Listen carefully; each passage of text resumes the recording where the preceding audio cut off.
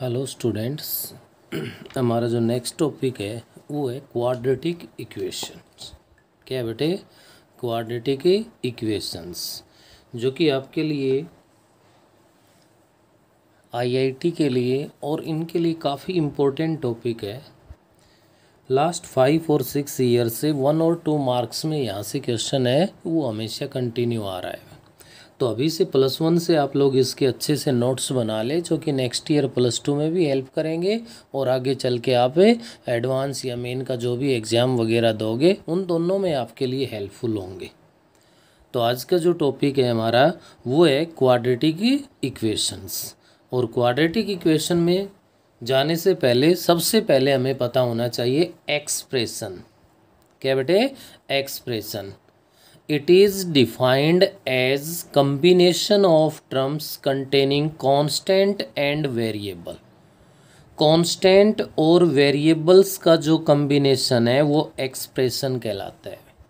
क्या होगा? एक्सप्रेशन है combination of constant and variable. अब बात आ गई कांस्टेंट और वेरिएबल की, तो हमारे पास कांस्टेंट क्या होगा? तो कांस्टेंट के लिए ध्यान दीजिए आप। Constants are the elements whose values is always fixed। क्या होगा? Constant are the elements whose values are always fixed, which does not change in whole system। जो भी जहाँ भी कांस्टेंट गिवन है उस कंप्लीट सिस्टम के अंदर कहीं भी उसका कोई भी चेंज नहीं होगा। जनरली जिनको डिनोट किया जाता है ABC या इससे आप लोग। तो कांस्टेंट के बारे में क्लियर हुआ। नेक्स्ट हमारे पास है variables. Variables are those elements whose value changes under different cases और डिफरेंट कंडीशंस। ये कह रहा है डिफरेंट केस और डिफरेंट केस में जो वैल्यू चेंज हो जाएगी वो क्या कहलाएंगे? वेरिएबल्स होंगे। बट ये छोटी छोटी बातें हैं जो आप सब कुछ 9th-10th क्लास में जानते हो ऑलरेडी, लेकिन इनसे भी हमें कुछ ना कुछ सीखने को मिल रहा है। तो यहाँ से क्या मिला? Generally denoted by XYZ। So expression can be written as. तो एक्सप्रेशन क्या हो गया? AX² + BX, ये भी एक एक्सप्रेशन है हमारे पास, जहाँ A और B है वो कांस्टेंट है और X है वो वेरिएबल है।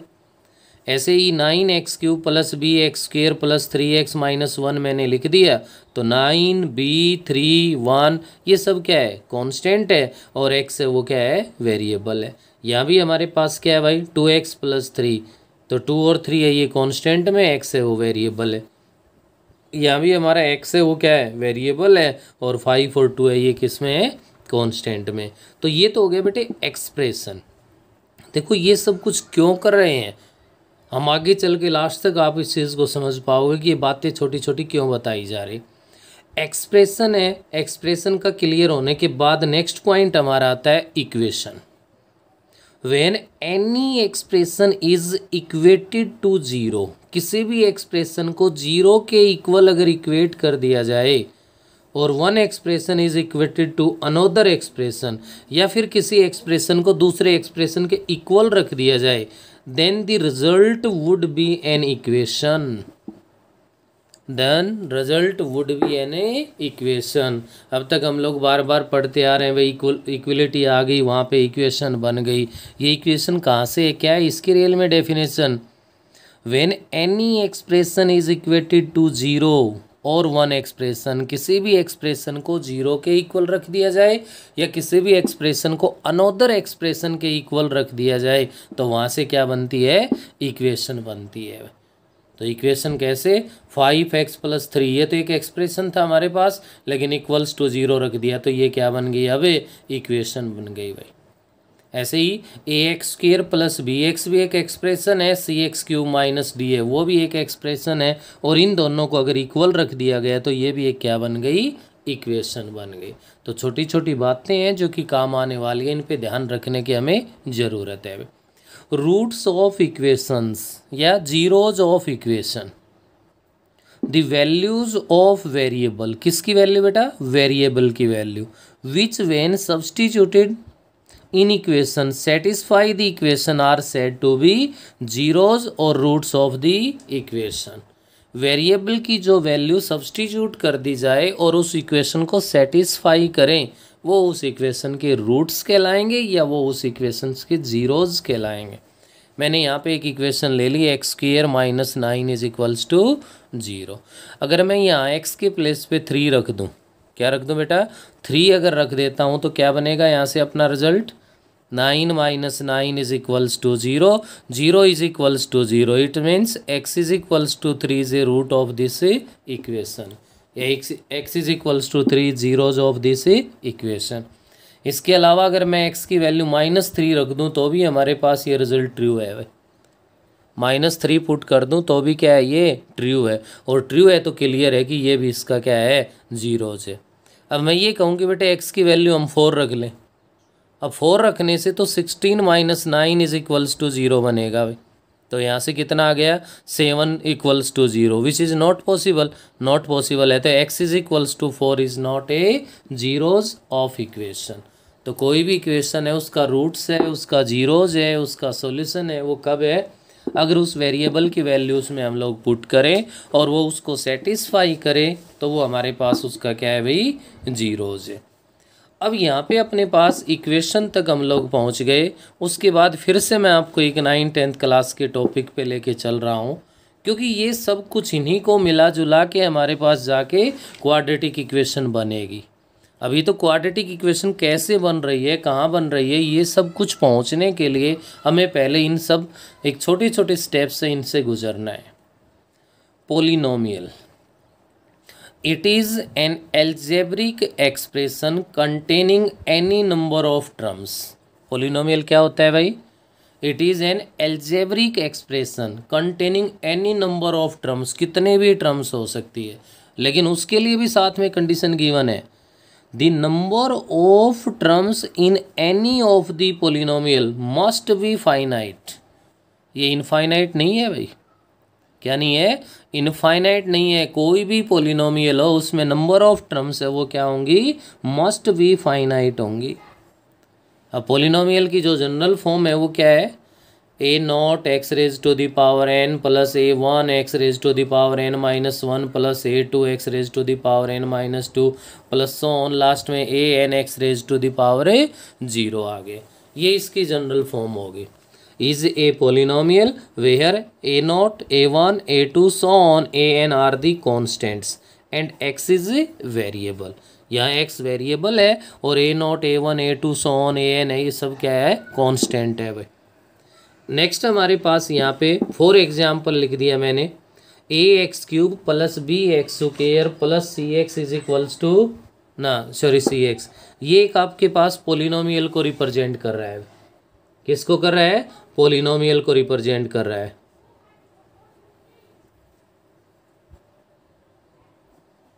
नेक्स्ट सेकंड में आपके सामने यहाँ पे लिख रहा हूँ, ax³ plus bx square plus c into में sin 3a, ये भी एक पोलिनोमियल को रिप्रेजेंट कर रहा है, किसको रिप्रेजेंट कर रहा है, पोलिनोमियल को। और यहीं एक ध्यान दीजिए, मैं थर्ड एग्जाम्पल ले रहा हूँ, थर्ड एग्जाम्पल में मैंने यहाँ पे लिख दिया ax³ plus bx square plus c into sine x कर दिया भाई, साइन 3 की बजाय क्या रख दिया, साइन x रख दिया मैंने, तो ये क्या होगा, it is not a polynomial, क्या नहीं होगा, ये पोलिनोमियल नहीं होगा। ये चीज़ें हो सकता है आप लोग 9th-10th क्लासेस में नहीं सीख के आए हो।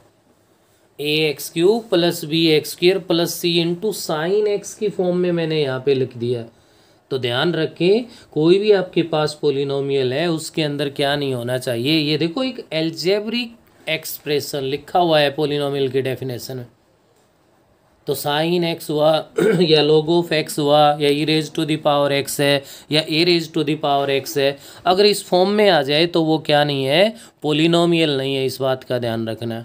अभी एक नेक्स्ट एक पॉइंट और बताने जा रहा हूँ मैं आपको, जैसे ही आप लोगों ने ये रीड किया पोलिनोमियल के बारे में, क्या कहीं भी x की पावर नेगेटिव में नज़र आ रही है, नहीं है। अगर x की पावर माइनस में आ गई तो भी क्या नहीं है, पोलिनोमियल नहीं है। बाकी सब कुछ मैं सेम लिख रहा हूँ, ax³ plus bx square plus में cx plus d upon x लिख दिया मैंने, क्या लिख दिया भाई यहाँ पे, d अपॉन में x लिख दिया मैंने, ये लिखा है A X cube plus B X square plus C X plus D upon X. तो यहाँ पे क्या हुआ कि आप x को अगर यहाँ ऊपर ले जाओगे तो किस में जाएगा, पावर -1 जाएगी, पावर -1 जाएगी। तो ये भी क्या नहीं है, नॉट ए पोलिनोमियल, ये भी पोलिनोमियल नहीं है। तो पोलिनोमियल कब है ये ध्यान रखे आपके पास कि उसकी डिग्री है वो क्या होनी चाहिए, हमारे पास है पॉजिटिव होनी चाहिए। दूसरी बात, उसके अंदर कहीं भी वेरिएबल के साथ log x, e raise to the power x, a raise to the power x, ये सब टर्म्स नहीं होनी चाहिए। अगर ये है तो वो पोलिनोमियल नहीं है। नेक्स्ट, डिग्री अगर नेगेटिव, पावर वेरिएबल की पावर अगर माइनस में है हमारे पास, तो अभी वो पोलिनोमियल नहीं है। क्लियर है अभी। नेक्स्ट हमारे पास पॉइंट आता है डिग्री ऑफ पोलिनोमियल। हर बच्चा अच्छे से जानता है भैया आप में से। The highest power of variable in a polynomial is termed as degree of a polynomial. कोई भी एक पोलिनोमियल है उसकी जो हाईएस्ट पावर है वो उसकी क्या कहलाएगी, डिग्री कहलाएगी। जैसे डिग्री 1 है उसके बेस पे टाइप है लीनियर पोलिनोमियल, डिग्री 2 है क्वाड्रेटिक पोलिनोमियल, डिग्री 3 है क्यूबिक पोलिनोमियल, डिग्री 4 है बाई क्वाड्रेटिक पोलिनोमियल, जो आप 9, 10 दोनों क्लासेस में रीड करके आए हो। नेक्स्ट पॉइंट अपना आता है polynomial equation. If y is equals to f of x is a real polynomial of degree n, then f of x is equals to 0 is the corresponding real polynomial equation of degree n। भाई जब ये fx है इसकी degree n है तो clear है कि यहाँ से fx को 0 के इक्वल रखने से जो इक्वेशन बनी है उस इक्वेशन की डिग्री भी क्या होगी, n होगी हमारे पास।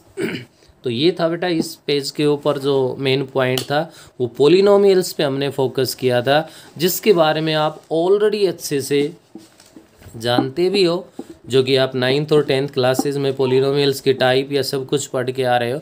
लेकिन हाँ, कुछ 2 और 3 पॉइंट्स ऐसे थे जो हो सकता है शायद पहले क्लासेस में ना पढ़े हों, तो उनको अच्छे से नोट करने की ज़रूरत है। उसके बाद आइए मेरा नेक्स्ट पॉइंट है डिटरमाइनिंग डिग्री, कि डिग्री को कैसे डिटरमाइन करें। ध्यान दीजिए, all power of variable as whole number. आपके पास कोई भी इक्वेशन गिवन हो, सबसे पहले कंडीशन, फर्स्ट कंडीशन क्या होनी चाहिए, उन सब की पावर है वो क्या हो, होल नंबर हो। जैसे ही मैंने फर्स्ट एग्जांपल यहाँ पे लिखा हुआ है x³ plus √x is equals to x है। अब इसकी डिग्री बतानी है। अब देखते ही कुछ बच्चे तो शायद ये कहेंगे कि इसकी डिग्री तो 3 है। क्या कहेंगे, डिग्री कितनी है, 3 है। लेकिन नहीं, यहाँ x की पावर होल नंबर नहीं है, x की पावर होल नंबर नहीं है। तो इसको होल नंबर में बनाने के लिए आप लोगों को क्या करना पड़ेगा, x³ minus x is equals to minus √x, root वाली टर्म को एक तरफ राइट में रख देंगे और क्या कर देंगे, squaring on a both side. Square कर दिया तो x³ माइनस x का whole square is equals to क्या बन गया, x बन गया भाई। और यहाँ से इसको एक्सपेंड कर देंगे, a सुकेयर x³ का सुकेयर करोगे तो x raise to the power 6 बनेगा हमारे पास। और क्या बन जाएगा भाई, माइनस में 4x raise to the power 4 plus x square, और x को इधर ले आए minus x is equals to 0। ये आपके पास है कि जो यहाँ इक्वेशन टाइप में पोलिनोमियल इक्वेशन गिवन थी और पोलिनोमियल इक्वेशन की हम लोग डिग्री बता रहे थे। तो अब क्लियर हो गया कि यहाँ से इसकी जो डिग्री बनेगी हमारे पास वो क्या होगी, 6 होगी। तो देख सकते हो, दिखने में हमारे पास ऐसा महसूस हो रहा था, हम लोग ये सोच रहे थे कि इसकी डिग्री 3 है, लेकिन यहाँ पे डिग्री क्या आई, 6। तो इसके लिए इस पॉइंट का, इस लाइन का जो इसकी वैल्यू है उसका आप अच्छे से ख्याल करें। All power of variables as whole number, whole numbers की ऑल पावर क्या होनी चाहिए, वेरिएबल होनी चाहिए। नेक्स्ट अपने पास मैं सेकेंड एग्जाम्पल ले रहा हूँ, x plus x raise to the power 1/2 plus x raise to the power 1/3। यहाँ कोई हो सकता है आपसे डिग्री पूछे, आप ये कहोगे कि भाई हाईएस्ट पावर तो 1 है। कितनी है, 1 है, तो डिग्री 1 है। बिल्कुल गलत है भाई। क्यों, क्योंकि वेरिएबल्स की पावर होल नंबर में होनी चाहिए। अब होल नंबर बनाने के लिए आपको यहाँ से पता है कि क्या करना पड़ेगा भाई हमें। इसके अंदर आप लोग क्या कर दो, putting x is equals to, किसी में भी रख दो, t में, p में, क्यों में, t raise to the power 6 क्यों रख दिया मैंने, क्योंकि ये 2 और 3 है डिवाइड में, ये 2 और 3 तब हट सकता है जब 2 और 3 के एलसीएम वाली पावर इसके साथ यूज हो गई, और 2 और 3 का एलसीएम 6 हो गया। तो मैं ऐसा रख दूँ तो ये बन जाएगा t raise to the power 6 प्लस इसको t raise to the power 6 रखूँ तो इंटू 1/2 है तो t क्यूब आ गया, प्लस में t square is equals to 0 हो गया। तो यहाँ से आप इसकी जो डिग्री बताओगे वो डिग्री है वो 6 कहलाएगी। वे क्या होगी डिग्री हमारे पास ही 6 बनेगी बेटा। ऐसे ही अपने पास आप ध्यान दे सकते हो। नेक्स्ट और एक थर्ड एग्जाम्पल मैं यहाँ पे शो कर दूँ ताकि डिग्री से रिलेटेड कभी कोई प्रॉब्लम ना बचे आपको। x raise to the power 1/2 plus x raise to the power 4/3 plus x raise to the power 1/4 is equals to 0। अब ये आपके पास पोलिनोमियल इक्वेशन है और यहाँ से हमें इसमें क्या बताना है भाई, डिग्री। तो देखिए 2, 3, 4 का एलसीएम ले लो आप। 2, 3, 4 का एलसीएम बना 12। तो अब की बार क्या कर दो, x is equals to t raise to the power 12 put कर दो। 12 पुट कर दो तो यहाँ x raise to the power कितना बन गया, 6 बन गया। 12 रखने से यहाँ t raise to the power 16 बन गया बेटा, ये ख्याल रखना है क्योंकि 4 ऑलरेडी ऊपर है, 3 से 4 पे डिवाइड हो गया, 4 × 4 16 बन गया। और प्लस में t raise to the power क्या बन जाएगी हमारे पास है, यहाँ अगर अपने पास 1/4 है भाई और 1/4 है तो कितना बनेगा, ये पावर 12 है, 1/4 3 बनेगा इज इक्वल्स टू 0। तो हाइएस्ट पावर देखिए कितनी बनी, 16 बनी ना। तो इसकी आप डिग्री है वो क्या कहोगे, 16 है। तो ये भी कुछ थोड़ा सा आपको और सीखने को मिला होगा यहाँ से डिग्री बतानी हो। अब उसके बाद आप लोग आगे बढ़िए क्योंकि इस डिग्री का रोल क्यों है क्या है वो अपने पास। अब अपने मेन टॉपिक पे हम लोग आते हैं, क्वाड्रेटिक पोलिनोमियल।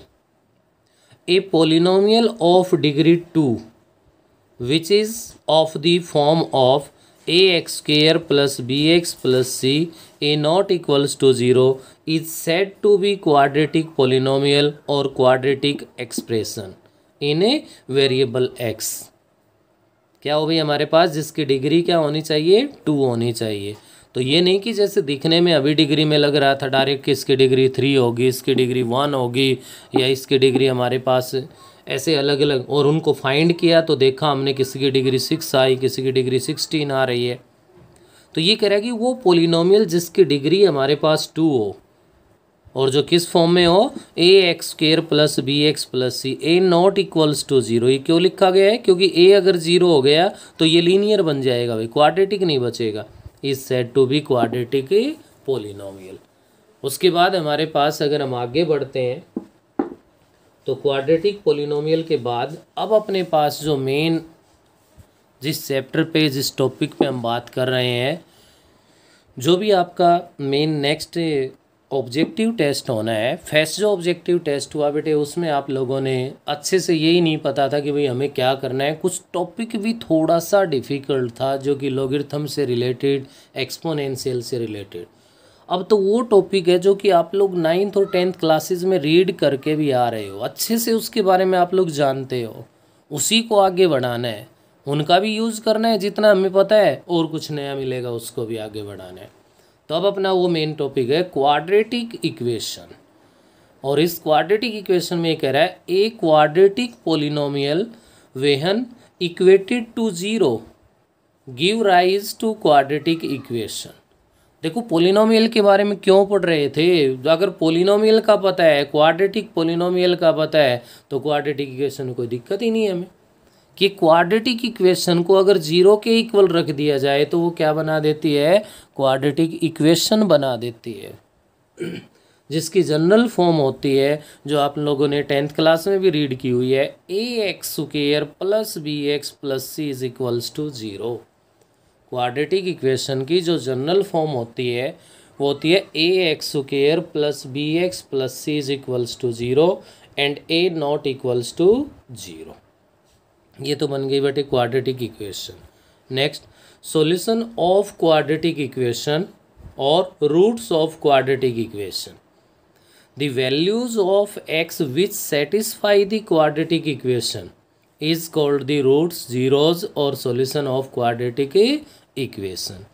अब यहाँ पे क्वाड्रेटिक इक्वेशंस को हमने जो सोल्व किया है उसके अंदर बेटे हमारे पास अलग अलग मेथड्स है, कहीं फैक्टर मेथड है तो कहीं आपके पास है कंप्लीट स्क्वायर मेथड था, कहीं क्वाड्रेटिक फॉर्मूला यूज़ कर रहे थे हम लोग। तो यहाँ पे मेनली हम 2 पॉइंट्स के ऊपर ही ज़्यादा वर्क करेंगे।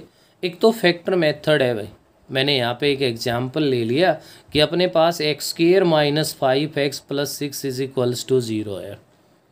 ऐसी सिंपल सी इक्वेशन लगेगी जिसके फैक्टर्स डायरेक्ट हो रहे हैं। क्यों? क्योंकि हमारे पास तो जिस ऑब्जेक्टिव के लिए जिसके लिए हम लोग मेनली वर्क कर रहे हैं उसके अंदर तो जितना शॉर्ट से शॉर्ट ऑप्शन हमें मिल सकता है हमें वो फॉलो करने की ज़रूरत है। तो ये एक सिंपल सी इक्वेशन बन गई, डायरेक्ट पता है कि इसके फैक्टर्स क्या हो गए भाई, माइनस का 2 हो गया हमारे पास और माइनस का 3 हो गया। तो x इज इक्वल्स टू 2 और x इज इक्वल्स टू क्या आ गया, 3 आ गया। ऐसे सिंपल लगे तो अपने पास डायरेक्ट इसका फैक्टर्स करके हम काम कर ले। तो मेन लोग यहाँ पे हम जो काम करने जा रहे हैं वो आपके पास क्या है भाई, क्वाड्रेटिक फॉर्मूला। क्या बेटे अपने पास है क्वाड्रेटिक फॉर्मूला। और क्वाड्रेटिक फॉर्मूले से आप लोग जब क्वाड्रेटिक इक्वेशंस को सॉल्व करोगे तो सबसे पहले आप लोग क्या फाइंड करोगे, डी फाइंड करेंगे, डिस्क्रिमिनेंट, जो कि बी स्क्वेयर माइनस 4ac के फॉर्मूले से फाइंड किया जाता है। किससे फाइंड किया जाता है, D is equals to b square minus में 4ac। अब यहाँ पे एसी ये सब कुछ क्या है, ये अपनी स्टैंडर्ड फॉर्म की इक्वेशन बता रही है। ए है वो एक्स स्क्वायर का कोफिशिएंट है, बी है वो एक्स का कोफिशिएंट है, सी है वो हमारे पास कांस्टेंट टर्म है। इनका यूज़ करते वक्त एक बात का ध्यान जरूर रखें, विद साइन हमें इनको यूज़ करना पड़ेगा। नेक्स्ट अपने पास आगे बढ़ता हूँ तो यहाँ से अपने पास क्या बनेगा भाई, D is equals to b square minus में 4ac है। तो इसकी हेल्प से जो क्वाड्रेटिक फॉर्मूला आपका बनता है वो बनता है x is equals to minus b plus minus under root D लिख दो इसको, और चाहे बी स्क्वेयर माइनस में 4ac अपॉन में 2a। जो क्वाड्रेटिक फॉर्मूले की हेल्प से इक्वेशन को हम लोग सॉल्व करेंगे वो चाहे किसी भी कंडीशन में हो उसके लिए हम ये फॉर्मूला यूज़ करेंगे। अब इसके लिए अपने पास डी के लिए अलग अलग जो कंडीशंस है वो बनेंगी। सबसे पहले आपके पास फर्स्ट ही केस बनेगा, तो यहाँ से हमारे पास बनता है बेटा, फर्स्ट मैं ले रहा हूँ डी ग्रेटर देन 0। तो डी ग्रेटर देन 0 है तो उस केस में हमारे पास क्या बनेगा भाई, डी ग्रेटर देन 0 में बनेगा अपने पास है roots are real and distinct, then roots are real and क्या बन जाएगा भाई, डिस्टिंक्ट, डिफरेंट होंगे। सेकंड केस बनेगा D is equals to 0, then roots are real and क्या होंगे भाई, रूट्स है वो रियल एंड इक्वल। थर्ड जो केस हमारे पास बनेगा वो बनेगा D less than 0। D less than 0 हमारे पास अगर बनेगा तो उस केस में क्या होगा, roots of equation are complex, then roots of equation are not real लिखते थे, अब हम कॉम्प्लेक्स और इमेजनरी रूट्स इनको कह सकते हैं। कैसे होंगे, हमारे पास है कॉम्प्लेक्स नंबर बनेंगे। तो ये तो कंडीशन अपने पास जो डी की है वो गिवन है। उसके बाद अगर मैं यहाँ से अपने पास जो आपने देखा कि x के लिए जो फॉर्मूला बना है, x जो हमने फाइंड किया और उस x के लिए जो फॉर्मूला अपने पास बना वो है भाई किसके equal, minus b plus minus under root B square minus 4ac upon में 2a है। तो यहाँ से आपके पास जीरोज़ या सॉल्यूशंस है वो क्या बन गए, x is equals to minus b plus under root B square minus 4ac upon में 2a। और सेकंड क्या बन जाएगा यहाँ से, minus b minus under root B square minus में 4ac और अपॉन में 2a बन गया। तो इसकी हेल्प से अगर मैं सम ऑफ जीरोज़ फाइंड करूँ सम ऑफ ए जीरोज। तो यहाँ से सम ऑफ जीरोज फाइंड करें तो आप लोग ध्यान दे सकते हो, minus b plus under root b square minus 4ac upon में 2a है, और प्लस में minus b minus root b square minus 4ac upon में 2a। अगर मैं यहाँ से 2a एलसीएम ले लेता हूँ तो minus b plus under root b square minus में 4ac आ गया, माइनस का बी आ गया, माइनस का root b square minus 4ac बन गया, जो कि आपका इस टर्म से ये टर्म कैंसिल, माइनस बी और माइनस बी, माइनस का 2b अपॉन में 2a बन गया, जो कि माइनस बी अपॉन a के इक्वल आ गया। क्या किसके इक्वल आ गया भाई? सम ऑफ जीरो से माइनस बी अपॉन में a के इक्वल आ गया, जो कि आप लोग कोफिशिएंट से जो relation between roots and coefficient लेते हो तो वही हमारे पास आ गया भाई। क्या गया? ये क्या बन गया? माइनस बी क्या है? कोफिशिएंट ऑफ एक्स है अपने पास। क्यों? क्योंकि स्टैंडर्ड फॉर्म है वो क्या है अपने पास है, ax² plus bx plus c is equals to 0 है। तो minus coefficient of x divide by coefficient of x², minus coefficient of x divide by coefficient of x²। ये तो बन गया बेटे अपने पास सम ऑफ जीरोज। ऐसे ही अगर हम क्या ले लें यहाँ से, product of zeros, product of zeros. अब प्रोडक्ट ऑफ जीरोज में ध्यान दीजिए, minus b plus root b square minus 4ac divide by 2a into minus b minus under root b square minus 4ac divide by 2a। जब आप apply करोगे यहाँ तो denominator में तो बिल्कुल क्लियर दिखाई दे रहा है कि 2a इंटू में 2a 4a² बन गया। न्यूमरेटर में क्या बन गया अपने पास? a plus b into a minus b बन रहा है, तो a² माइनस b² बनेगा। तो a² में तो आप लोग ध्यान दे सकते हो प्लस का b² बन गया भाई, माइनस b² में आपका b² माइनस 4ac बनेगा, लेकिन माइनस की वजह से b² माइनस का हो जाएगा और प्लस का 4ac बन जाएगा। ऐसा करते हैं तो अपने पास यहाँ से b² से b² कैंसिल हो गया, और ये रिजल्ट किसके इक्वल आया? 4ac अपॉन में 4a के इक्वल आ गया, 4a²। 4 से 4 डिवाइड, a से 1 power divide is equals to क्या आ गया? c अपॉन में a। और c अपॉन a के इक्वल आने का मतलब है ये किसके इक्वल आ गया अपने पास है? Constant term divide by coefficient of x²। तो यहाँ से आप लोग जो कि डायरेक्ट इसमें 10th क्लास के अंदर हम लोग आपको समझाते थे, आप सीखते थे कि सम ऑफ जीरोज है वो माइनस बी अपॉन ए होता है, प्रोडक्ट ऑफ जीरोज है वो सी अपॉन में है। यहाँ उसका प्रूफ भी है कि हमारे पास कैसे ये इसके इक्वल है। नेक्स्ट पॉइंट आता है formation of quadratic equation. Formation of quadratic equation. तो फॉर्मेशन ऑफ क्वाड्रेटिक इक्वेशन में हमारे पास यहाँ पे क्या आ जाएगा बेटे? अगर अल्फा और बीटा, देखिए कंडीशन तो होनी चाहिए, if alpha beta are the roots of ax² plus bx plus c is equals to 0। अगर अल्फा बीटा इसके रूट्स है तो यहाँ से हमारे पास क्या बनेगा भाई? x² minus sum of zeros into x plus में बनेगा product of zeros. x² minus sum of zeros plus product of zeros is equals to 0।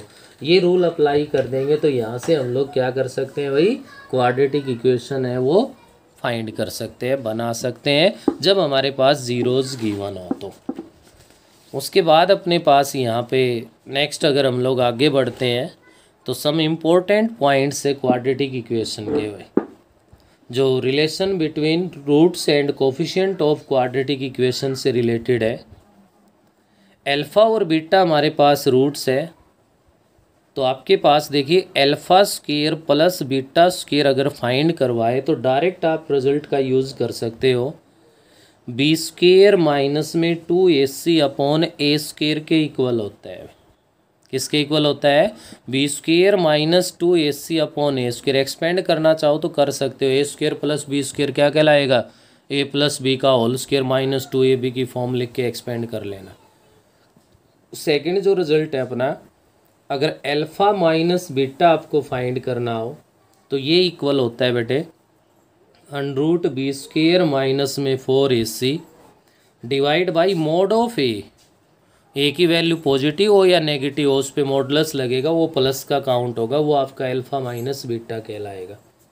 Next third point जो इम्पोर्टेंट रिजल्ट हमारे पास और आ रहा है वो है कि mod of alpha cube minus beta cube अगर आपसे फाइंड करवा ले तो आप लोग क्या लिख सकते हैं इसको? Under root B square minus 4ac upon में मॉड ऑफ ए।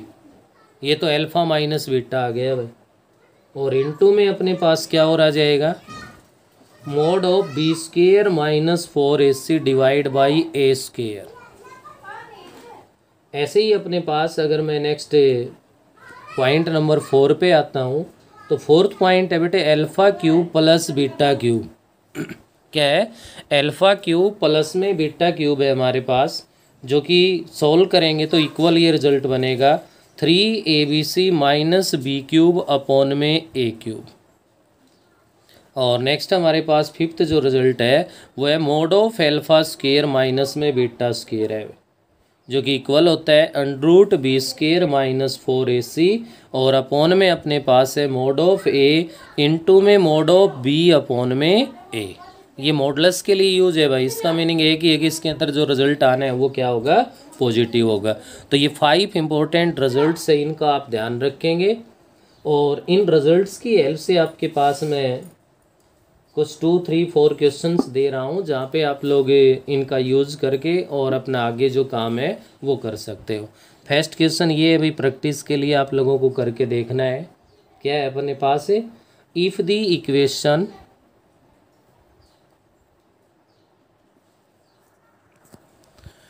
तो बेटे ध्यान दीजिए, यहाँ से इस क्वाड्रेटिक इक्वेशन के टॉपिक पे मैंने 3 क्वेश्चन से यहाँ नोट किए हैं।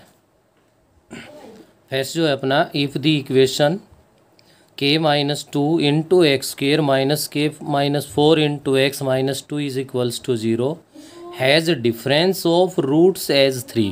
इसके रूट्स का जो डिफरेंस है वो 3 के इक्वल है। Then find the value of k की वैल्यू है वो आपको फाइंड करनी है, और आंसर भी यहाँ साथ लिख दिए कि 3 और 3 अपॉन में 2 आएगा। आप प्रैक्टिस करके देखना है इसकी। नेक्स्ट सेकंड जो क्वेश्चन है वो है let alpha beta be the roots of the quadratic equation. ये क्वाड्रेटिक इक्वेशन हमारे पास गिवन है, इसके जो रूट्स है वो अल्फ़ा और बीटा है। Then find the value of, इस कंप्लीट की वैल्यू फाइंड करवा रहा है, जो कि रिजल्ट क्या आ रहा है? 0 के इक्वल आ रहा है। ऐसे ही हमारा नेक्स्ट जो थर्ड क्वेश्चन है, alpha beta are the roots of the equation. ये जो जनरल इक्वेशन है इसके रूट्स गिवन है।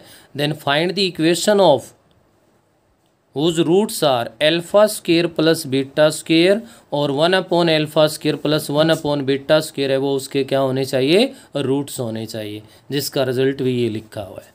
तो बेटा ये क्वेश्चन या इनसे रिलेटेड और भी क्वेश्चन है उस पर आप ट्राई करना। ये फर्स्ट पार्ट है, आगे आगे जैसे इसमें आप काम करोगे काफ़ी इम्पोर्टेंट आपको वर्क इसमें मिलेगा।